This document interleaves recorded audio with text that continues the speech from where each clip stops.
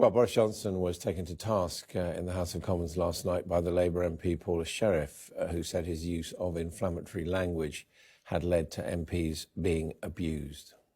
We stand here, Mr. Speaker, under the shield of our departed friend, with many of us in this place subject to death threats and abuse every single day.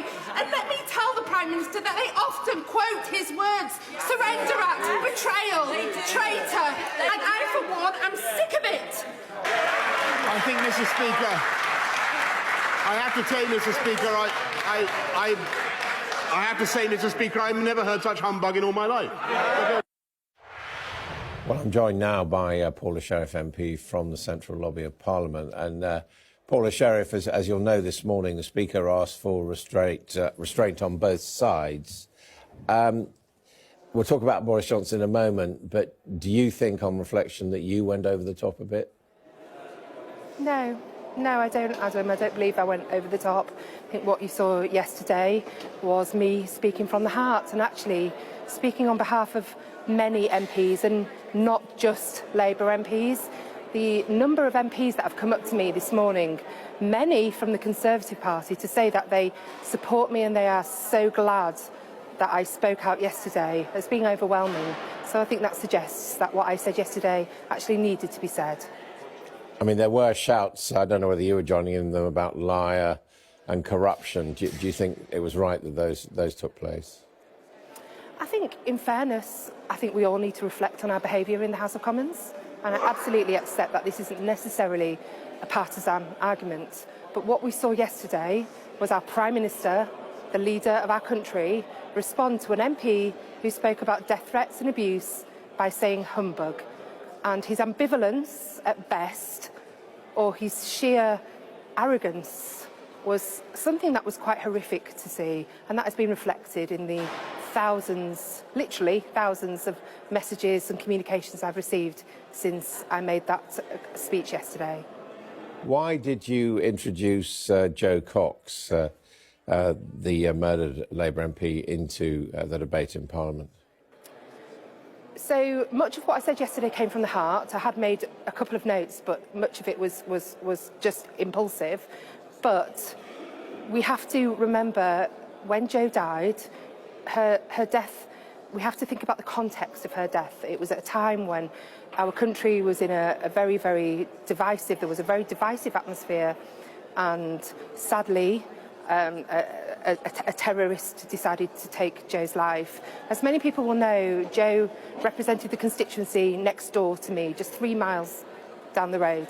So we felt it, as everybody did here, but we felt it particularly acutely. And I make no apology for raising Jo's death, because people need to understand the potential impact of their actions. So you don't think it was a mistake to raise her name? No.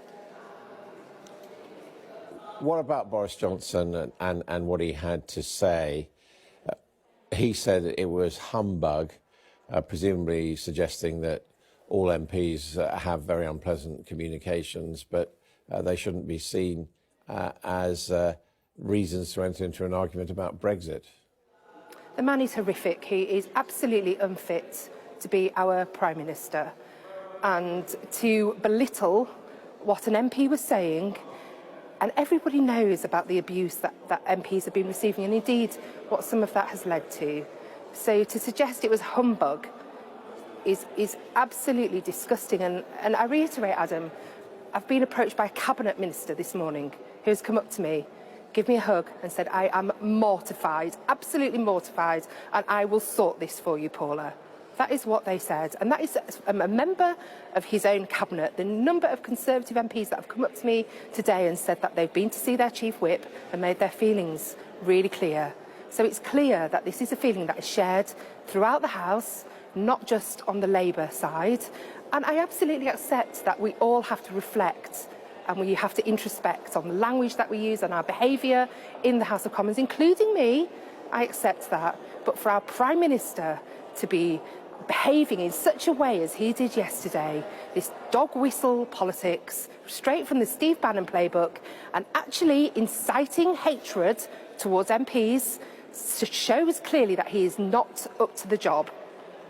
Do you think he was actually goading you, trying to provoke the opposition to such an extent that they do have a vote of confidence, that we do find ourselves in an early election? I genuinely don't know. I don't know. He's clearly a very troubled character. I think to behave in such a way, in the context that he did, I really don't know what his motives are. It's very difficult to second guess. If he's so terrible, why not have a vote of confidence and kick him out? We've been absolutely clear that, of course, we want a general election. There's not much more I want than to see the back of this wicked, grotesque government. However, what we need to do is ensure that no deal is taken off the table first. I will not, under any circumstances, allow a no-deal Brexit to be enforced upon my constituents, and we know from the government's own analysis that it's the most vulnerable in society that will suffer the most in a no-deal scenario. So what do you see as the way ahead, given how divided and angry the nation is on both sides? I'm inclined to agree with what David Cork said yesterday, and obviously I don't always agree with David, but he said something along the lines of lock us all in there until white smoke appears, until we can sort something out, because it's embarrassing, and I was embarrassed by the whole situation yesterday, but people have become very, very entrenched. We've got on one side, you've got people demanding no deal, and on the other side, you've got people saying we should revoke, which, in my mind would be totally undemocratic. So there has to be a middle ground. And, common sense must prevail. What would be your preferred option? Gosh, I think my preferred option would be probably to take this back to the people now in another referendum. People now know what Brexit means. So essentially, if you were buying a house, you had a survey done and you found it had damp or subsidence, you would be given the opportunity to either go ahead with that sale or not. And I think we need to now say to people, now you know what Brexit is this still what you want? OK, thank you very much indeed for joining us there from the Central Lobby.